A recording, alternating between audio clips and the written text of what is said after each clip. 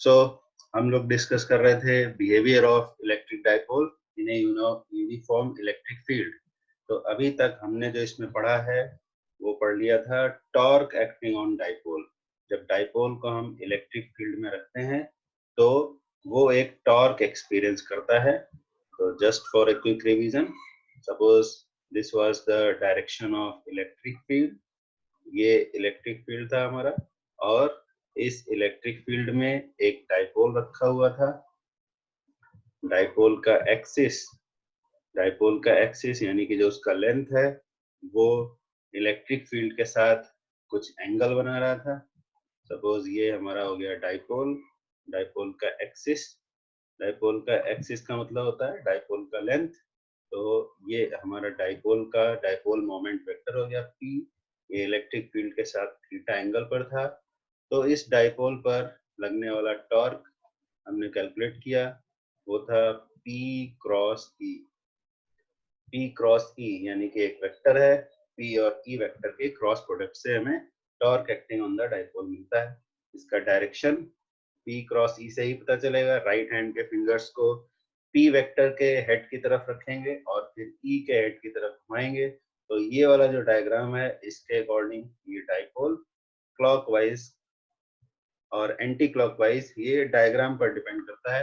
अगर किसी ने इस तरह से बना दिया डायग्राम, सपोज ऐसे डायग्राम बना दिया, ई वेक्टर इस तरफ बना दिया और पी वेक्टर बना दिया ऐसे, ये बना दिया सपोज पी वेक्टर, ऐसे बना दिया मान लो पी वेक्टर। तो अब डायग्राम के अकॉर्डिंग डायरेक्शन डिसाइड होगा। तो इसमें भी पी से ई की तरफ ही तुम्हें राइट हैंड के फिंगर्स को मुड़ना है। तो जिस डायरेक्शन में राइट हैंड के फिंगर्स मुड़ेंगे वही डायरेक्शन में ये डाइपोल रोटेट हो जाएगा। और इन शॉर्ट ऐसे भी याद रख सकते हैं कि डाइपोल की नेचुरल टेंडेंसी होती है कि वो अपने पी वेक्टर यानी डाइपोल मोमेंट वेक्टर को इलेक्ट्रिक फील्ड के डायरेक्शन में अलाइन कर लेगा। Dipole has a natural tendency of aligning itself in the direction of electric field. Magnitude of torque acting on dipole अगर देखेंगे तो आ जाएगा पीई साइन थीटा। ये जो थीटा एंगल है इस थीटा एंगल पर डिपेंड करता है कि कितना टॉर्क लगेगा। तो जीरो टॉर्क कब लगेगा, यानी टॉर्क की वैल्यू मिनिमम कब होगी, जब थीटा की वैल्यू जीरो होगी। बिकॉज साइन फंक्शन की वैल्यू जब थीटा जीरो होता है तो साइन फंक्शन की वैल्यू मिनिमम हो जाती है। तो मिनिमम टॉर्क हो जाएगा कितना, जीरो। और मैक्सिमम टॉर्क कब होगा, और टाउ मैक्सिमम कब होगा, जब थीटा की वैल्यू हो जाएगी 90, क्योंकि तब साइन फंक्शन की वैल्यू हो जाती है मैक्सिमम, और ये हो जाएगा पीई साइन 90 की वैल्यू हो जाएगी 1। ये मैक्सिमम टॉर्क हो जाएगी। तो ये मिनिमम और मैक्सिमम टॉर्क की बात हो गई। तो इसके अलावा इंपॉर्टेंट बात यह है कि torque varies with theta. Theta की वैल्यू बदलने के साथ साथ टॉर्क की वैल्यू भी बदल जाती है। ठीक है, तो अभी बिहेवियर ऑफ डाइपोल में आगे बढ़ते हैं। तो अगर मान लो कि डाइपोल को हमने इलेक्ट्रिक फील्ड के साथ किसी एंगल पर रखा, किसी एंगल पर रखकर छोड़ दिया, तो अपनी नेचुरल टेंडेंसी के अकॉर्डिंग डाइपोल अपने आप को रोटेट कर लेगा और इलेक्ट्रिक फील्ड के डायरेक्शन में अलाइन हो जाएगा। या ऐसा बोल सकते हैं कि इलेक्ट्रिक फील्ड के टॉर्क की वजह से डाइपोल इलेक्ट्रिक फील्ड के अलोंग अलाइन हो जाएगा। So this is the natural tendency of dipole to align itself in the direction of electric field in which it is kept। और ये याद रहे कि ये एक्सटर्नल इलेक्ट्रिक फील्ड है। डाइपोल पर जो अपने चार्जेस हैं उनकी वजह से ये इलेक्ट्रिक फील्ड नहीं है। तो अगर डाइपोल को रखा और वो अलाइन हो गया, फिर भी अगर जबरदस्ती फोर्सफुली डाइपोल को अगर घुमाकर दिया जाए, डाइपोल को किसी एंगल पर घुमाकर छोड़ दिया जाए, तब क्या होगा। तो यहाँ पर आ जाता है potential energy of dipole when it is rotated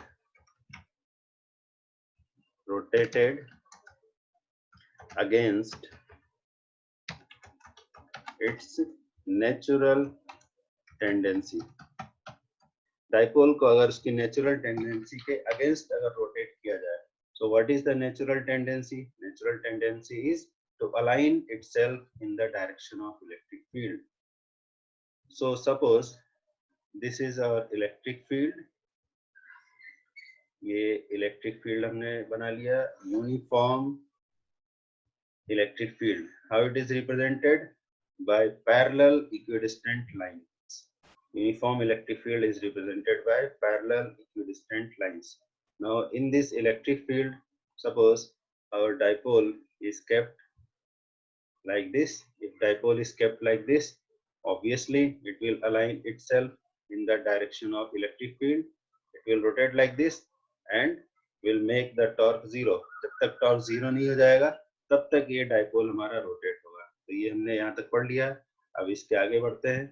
तो सपोज डाइपोल अपने नेचुरल टेंडेंसी के कारण मुड़ चुका था और इस तरह से बैठा हुआ था इलेक्ट्रिक फील्ड में. ठीक है, इस तरह से इलेक्ट्रिक फील्ड में डाइपोल हमारा बैठा हुआ था, अपने पी वेक्टर को इलेक्ट्रिक फील्ड के डायरेक्शन में करके बैठा. बट अगर हम इस डाइपोल को अब फोर्सफुली इसकी नेचुरल टेंडेंसी के अगेंस्ट रोटेट करा दें. देखो नेचुरल टेंडेंसी डाइपोल की क्या थी कि उसका इलेक्ट्रिक फील्ड वेक्टर के डायरेक्शन में ही पी वेक्टर रहेगा. बट हम इसको फोर्सफुली अगर रोटेट करवा देते हैं तो क्या होगा? ये जो एरोज बने हैं इस डायरेक्शन में डाइपोल को रोटेट कराएं तो ये वैसी ही पोजीशन होगी, वैसी सिचुएशन होगी जैसे एक चाबी वाले खिलौने में होती है. चाबी वाले खिलौने में क्या होता है? ऐसे एक स्पाइरल स्प्रिंग होता है, स्पाइरल स्प्रिंग. ठीक है, इसमें ये वाला एंड फिक्स रहता है. इसमें खिलौने के बॉडी के साथ, सपोज एक कार चाबी वाली कार है तो फिक्स्ड विद द बॉडी, ये बॉडी के साथ फिक्स्ड है, बॉडी ऑफ द टॉय. और ये वाला जो अंदर वाला एंड है ये फिक्स है, फिक्स्ड विद द की, ये की के साथ फिक्स्ड है. तो जब हम की को घुमाते हैं, की को सपोज हमने इस डायरेक्शन में घुमाया, एंटी क्लॉकवाइज डायरेक्शन में की को घुमाया तो ये स्पाइरल स्प्रिंग टाइट हो जाएगा. यानी कि इसकी नेचुरल टेंडेंसी थी कि ये रिलैक्स्ड रहना चाहिए, बट हमने इसको घुमाया, घुमाने से नेचुरल टेंडेंसी के अगेंस्ट जब इसको ले गए तो उसमें हमें वर्क करना पड़ता है. तो वर्क करने से जो वर्क बाहर से किया गया है चाबी को घुमाने के लिए, वही वर्क इस चाबी में स्टोर हो जाता है, इस स्प्रिंग में स्टोर हो जाता है. और जैसे ही हम उसको रिलीज कर देते हैं टॉय को, वो स्टोर्ड एनर्जी के साथ फिर वो आगे की तरफ काइनेटिक एनर्जी की फॉर्म में भागता है. और पिछले क्लास में मींस प्रीवियस सेशन में 11 क्लास में हमने पोटेंशियल एनर्जी का कॉन्सेप्ट डिस्कस किया था और ये कहा था ये बहुत ही इंपॉर्टेंट कॉन्सेप्ट है. तो वहां पर ये बताया गया था कि जब भी तुम्हें पोटेंशियल एनर्जी दिखाई दे कहीं पर भी लिखा हुआ तो तुरंत तुम्हारा दिमाग में एक बल्ब चलना चाहिए. और वो बल्ब तुमको क्या बताना चाहिए? बल्ब तुमको बताएगा कि ये बल्ब जल गया, दिमाग का बल्ब जला और इसने तुम्हें बताया कि पोटेंशियल एनर्जी जहां भी लिखा हुआ है, पोटेंशियल एनर्जी, तो तुरंत तुम्हारा बुद्धि चलना चाहिए इस डायरेक्शन में कि कुछ ना कुछ वर्क हुआ होगा, वर्क डन जरूर हुआ होगा. तो जो वर्क डन है यही पोटेंशियल एनर्जी की फॉर्म में स्टोर हो जाता है. किसी भी सिस्टम में अगर पोटेंशियल एनर्जी है तो ये सीधी सी बात है कि उसमें कुछ ना कुछ वर्क जरूर हुआ होगा. ठीक है, तो जैसे यहाँ चाबी वाले खिलौने में क्या हुआ कि स्प्रिंग को तुमने टाइट कर दिया, इसको एंटी क्लॉकवाइज घुमाया, स्पाइरल स्प्रिंग टाइट हो गया, यानी वर्क डन हुआ, वही वर्क यहाँ पोटेंशियल एनर्जी के फॉर्म में स्टोर हो गया. सिमिलर चीज डाइपोल के साथ भी होगी. डाइपोल ऐसे रिलैक्स होकर बैठा हुआ है अपने टॉर्क को जीरो करके. ठीक है, ये इसकी नेचुरल टेंडेंसी है. बट हमने इसको जबरदस्ती घुमाया, rotation against natural tendency, dipole की नेचुरल टेंडेंसी के अगेंस्ट हमने इसको घुमाया तो फिर क्या हुआ? इसको घुमाने में वर्क डन हुआ, यही वर्क डाइपोल की पोटेंशियल एनर्जी की फॉर्म में स्टोर हो जाएगा. ठीक है, तो अब पोटेंशियल एनर्जी की फॉर्म में उतना ही एनर्जी स्टोर होता है जितना वर्क डन में खर्च हुआ था. तो वर्क डन कैसे कैलकुलेट होता है? अगर फोर्स लगाकर डिस्प्लेसमेंट किया गया, ये मान लो एक बक्सा रखा हुआ है और इसको फोर्स लगा करके डिस्प्लेस किया, मान लो डी डिस्प्लेसमेंट हो गया, तो वर्क डन हो जाता है F डॉट D, यानी कि अगर कुछ एंगल है तो हो जाएगा FD cos थीटा। लेकिन ये तभी होता है जब फोर्स कांस्टेंट हो, तो सीधा F डॉट D कर दिया जाता है, FD cos थीटा से वैल्यू आ जाती है। लेकिन जब फोर्स वेरिएबल होता है तब क्या करते हैं, तब हम F डॉट dx निकालते हैं और फिर इसको इंटीग्रेट करते हैं x की वैल्यूज के लिए। मान लो x1 से x2 इंटीग्रेट किया तो हमें वर्क डन मिल जाता है। ये कब करना पड़ता है, जब हमारा फोर्स होता है वेरिएबल फोर्स, यानी कि फोर्स की वैल्यू फिक्स जब नहीं होती है तब F डॉट dx करते हैं। ये सारी बात ऑलरेडी हम 11 क्लास में पढ़ चुके हैं।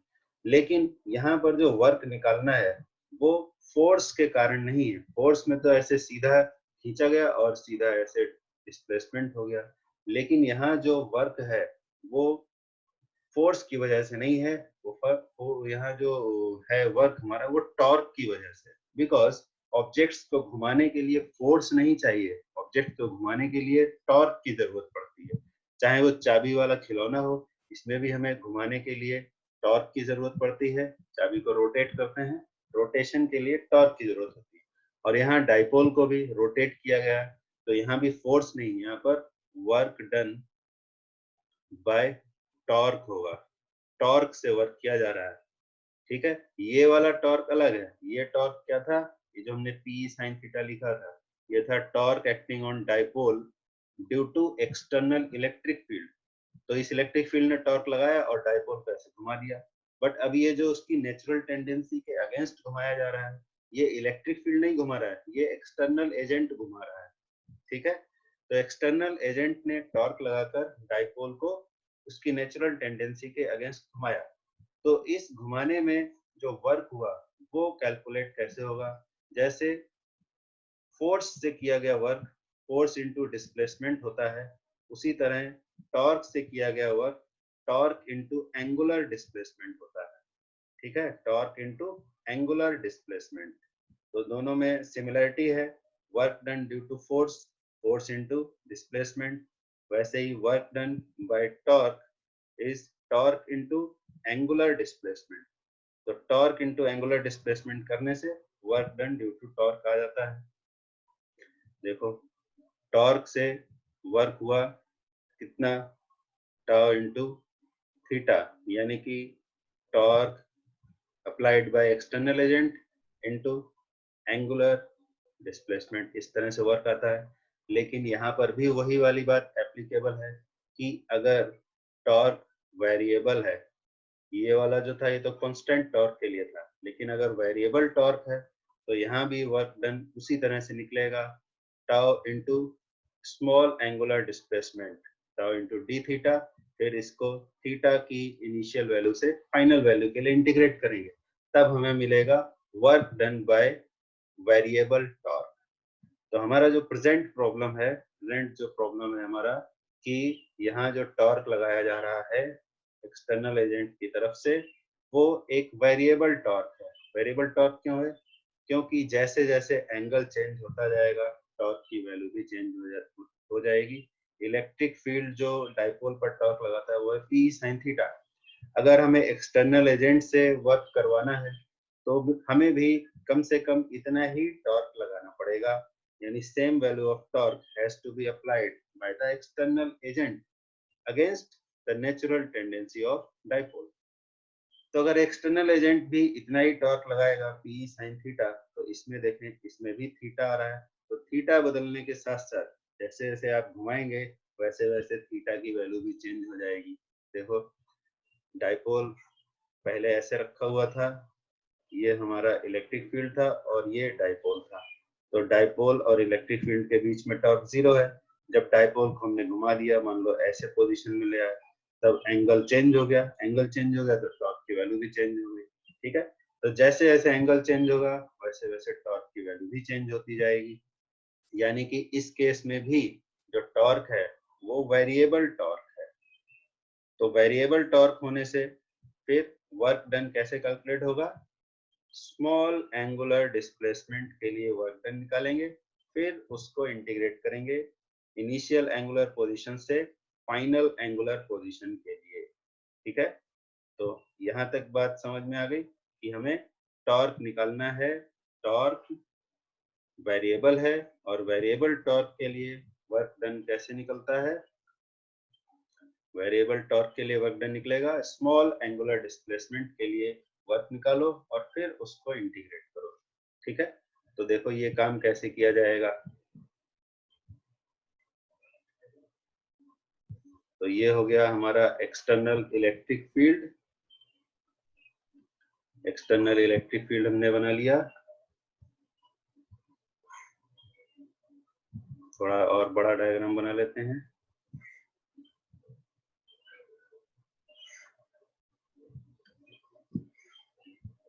So uniform equidistant lines represent external uniform electric field।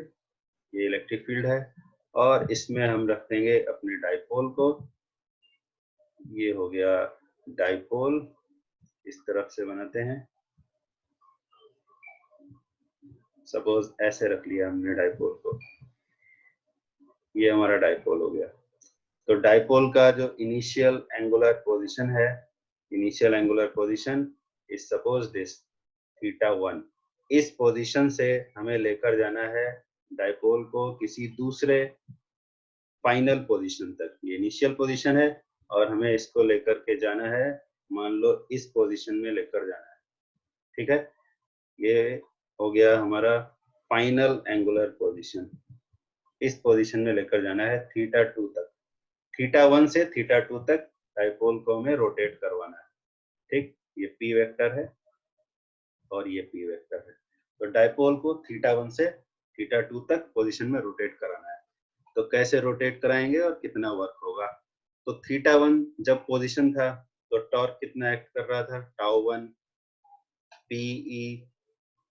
p sin θ1। और जब θ2 एंगल हो गया तो टॉर्क एक्ट कर रहा था pe sin θ2। तो पहले टॉर्क कुछ और था, बाद में कुछ और है, और बीच में इंटरमीडिएट कोई पोजीशन होगी, वहां पर टॉर्क की वैल्यू भी कुछ और ही होगी। तो इसलिए टॉर्क है वेरिएबल। तो हम क्या करेंगे कि एक इंटरमीडिएट एंगुलर पोजीशन इमेजिन करेंगे। Let at an intermediate angular position theta. कोई इंटरमीडिएट एंगुलर पोजीशन थीटा हमने इमेजिन कर ली। मान लो कि वो इंटरमीडिएट पोजीशन ये थी, ये ऑरेंज कलर से दिखा रहे हैं, ये इंटरमीडिएट एंगुलर पोजीशन थी हमारे टॉर्क की। डायग्राम क्लियर है सबको? θ1 से θ2 जाने के रास्ते में बीच में एक हमने इंटरमीडिएट एंगुलर पोजीशन थीटा ले ली। ठीक है, ये थीटा पोजीशन पर है p। तो उस पोजीशन में टॉर्क कितना एक्ट करेगा? जब इंटरमीडिएट पोजीशन में लिया है तो torque acting on the dipole will be pe sin theta. Theta angle है तो pe sin थीटा टॉर्क हो गया। अब इस पोजीशन से एक स्मॉल एंगुलर डिस्प्लेसमेंट किया जाएगा। Let a small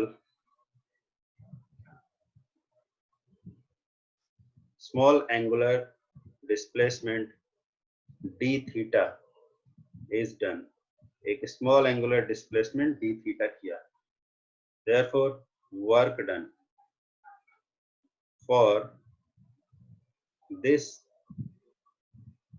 small angular displacement, इस स्मॉल एंगुलर डिस्प्लेसमेंट में कितना वर्क हुआ?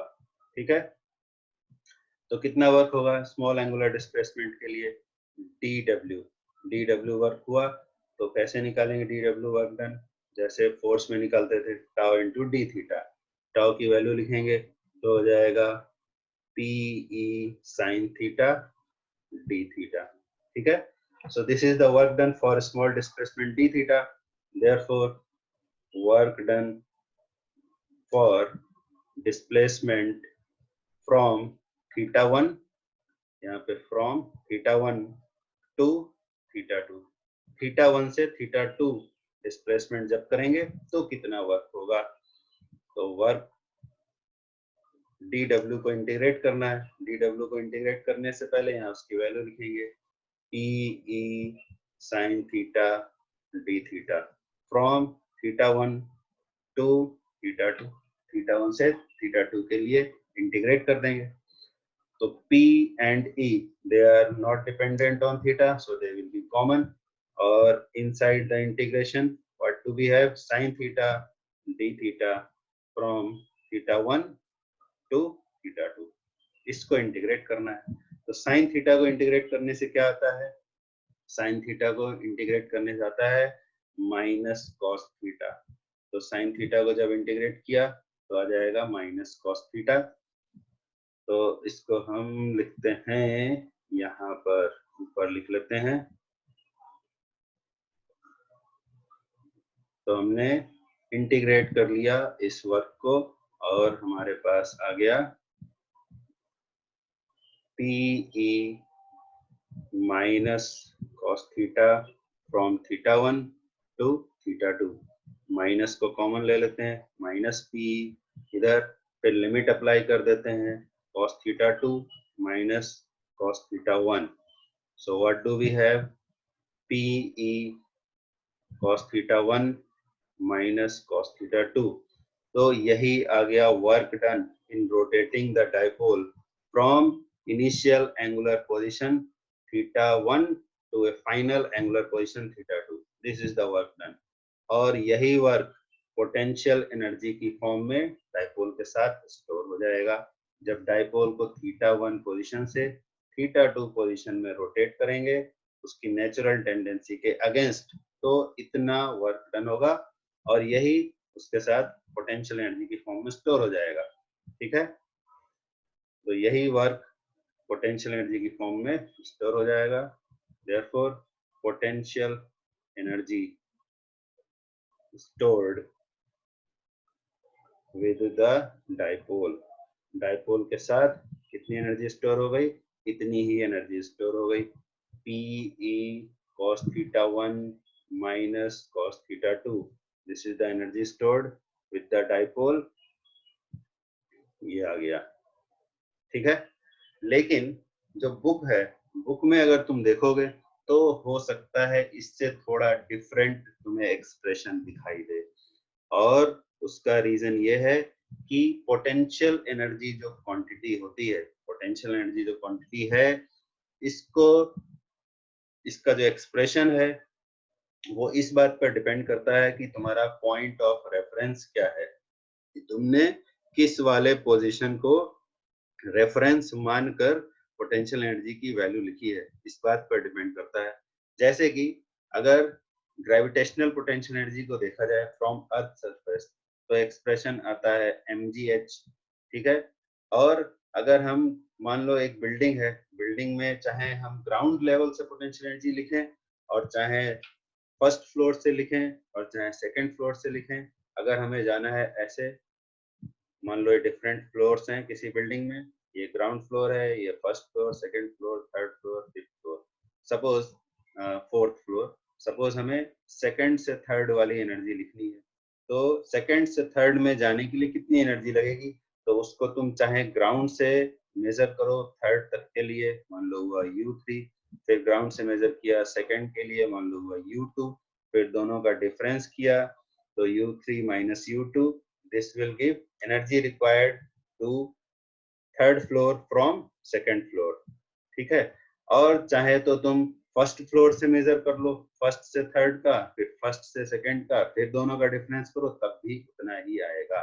यानी कि पोटेंशियल एनर्जी की वैल्यू डिपेंड करती है कि तुमने रेफरेंस कहां से लिया, बट कोई दो पोजीशंस के बीच में पोटेंशियल एनर्जी की वैल्यू उतनी ही आती है चाहे तुम रेफरेंस कहीं पर ही ले लो। ठीक है, तो ये सब डिस्कशन क्यों? क्योंकि डाइपोल के लिए जो पोटेंशियल एनर्जी का एक्सप्रेशन है वो कौन से रेफरेंस में लिखा जाता है, उस बात को समझने के लिए हमने डिस्कशन किया है। यहाँ पर हमारा इनिशियल पोजीशन था थीटा 1 और फाइनल पोजीशन था थीटा 2। तो अगर हम रेफरेंस चेंज कर दें तो ये एक्सप्रेशन भी चेंज हो जाएगा, इसमें कुछ और दिखने लगेगा, बट उससे फिर भी पोटेंशियल एनर्जी के कैलकुलेशन पर कोई फर्क नहीं पड़ेगा। बस रेफरेंस चेंज हो जाने से एक्सप्रेशन थोड़ा इजी हो जाएगा और उसकी एप्लीकेबिलिटी बढ़ जाएगी। और एप्लीकेबिलिटी क्या बढ़ जाएगी? ये भी आगे डिस्कशन में पता चलेगा। तो इसका रेफरेंस हम चेंज कर देते हैं, और रेफरेंस कैसा लिया जाता है, तो रेफरेंस के लिए ये है कि इनिशियल पोजीशन जो था θ1, इनिशियल पोजीशन θ1 को ले लिया जाता है 90 degree. If θ1 is equal to 90 degree and θ2 is equal to suppose ले लिया हमने थीटा, यानी एनी एंगुलर पोजीशन, कोई दूसरी एंगुलर पोजीशन ले ली हमने। तो इनिशियल पोजीशन ले लेते हैं थीटा इक्वल टू 90 और दूसरी थीटा इक्वल टू थीटा।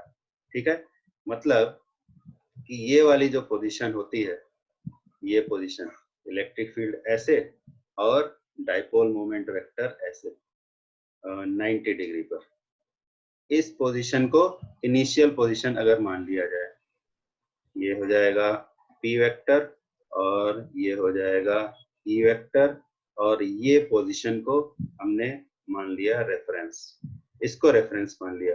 और कोई दूसरी पोजीशन थी, some other position of dipole, उसको हम मान लेते हैं थीटा। सपोज ये वाली जो पोजीशन थी, इसको हमने थीटा मान लिया, ये पोजीशन है थीटा, ये हमारी फाइनल एंगुलर पोजीशन हो गई। ठीक है, तो इन वैल्यूज के साथ पोटेंशियल एनर्जी का एक्सप्रेशन क्या हो जाएगा, इन वैल्यूज के साथ पोटेंशियल एनर्जी का एक्सप्रेशन अगर लिखें तो हो जाएगा PE cos θ1, यानी कि यहाँ पर हो जाएगा cos 90 और यहाँ पर हो जाएगा cos थीटा। तो cos 90 की वैल्यू तो हो जाती है 0, तो U इक्वल टू आ जाता है PE माइनस cos थीटा, तो U इक्वल टू आ जाता है minus PE cos theta minus PE cos theta. ये एक्सप्रेशन आ गया। अब ऐसा क्यों लिखा गया है, ये आगे डिस्कशन में पता चलेगा। ऐसा लिखने के बहुत सारे फायदे हैं, इसलिए ऐसा लिखा गया है, ऐसे ही रैंडमली नहीं लिख दिया, कुछ लॉजिक है इस बात में कि ऐसे क्यों लिखा गया। तो एक तो यहाँ पर एक फायदा ये है कि हमें मालूम है कि पोटेंशियल एनर्जी में ये जो P वेक्टर आ रहा है, ये P वेक्टर क्या है, ये है dipole moment vector of the dipole, और E क्या है पोटेंशियल एनर्जी के अंदर, ये इलेक्ट्रिक फील्ड वेक्टर। तो दोनों ही वेक्टर हैं और इनका यहाँ मल्टीप्लिकेशन हो रहा है, और यहाँ पर कॉस वाला फैक्टर भी दिखाई दे रहा है। इट मीन्स अगर हम चाहें तो पोटेंशियल एनर्जी को माइनस P डॉट E भी लिख सकते हैं, because A vector dot B vector को लिखा जाता है AB cos थीटा। उसी तरह से P डॉट E लिखने से क्या हो जाएगा, PE cos थीटा।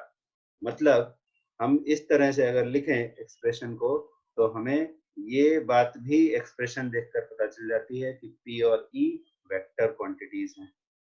ठीक है, ये एक एप्लीकेशन है इस तरह से इक्वेशन को लिखने का, बट ये बहुत मामूली बात है।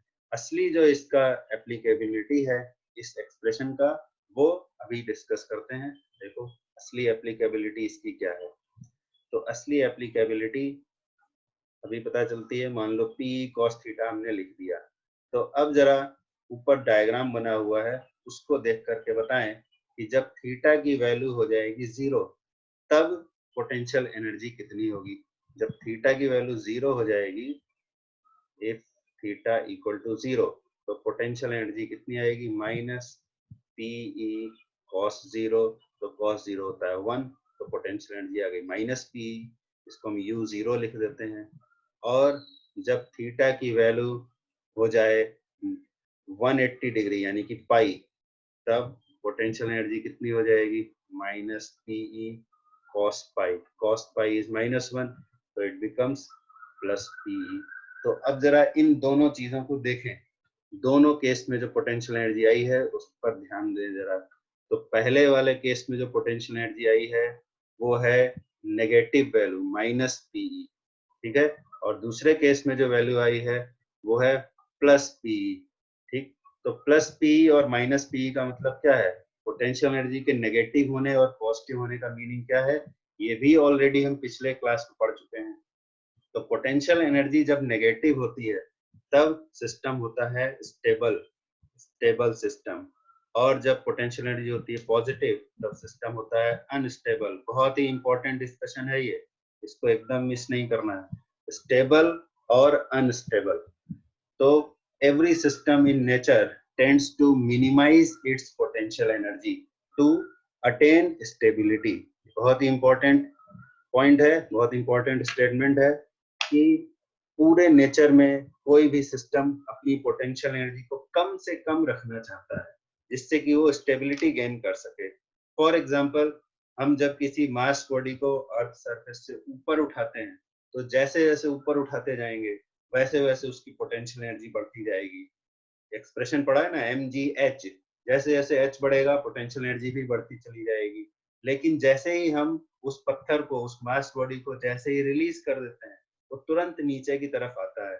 तो इसको बताने के लिए दो तरीके हैं। एक तो हम बोलते हैं कि ग्रेविटेशनल फोर्स ने उसको नीचे खींच लिया इसलिए ऐसा हुआ, और दूसरा potential energy point of view से भी बता सकते हैं कि ऊपर जैसे जैसे ले गए पोटेंशियल एनर्जी बढ़ती चली गई और वो सिस्टम अनस्टेबल होता चला गया, और जैसे ही रिलीज कर दिया वो नीचे आने लगा। नीचे आने लगा क्यों?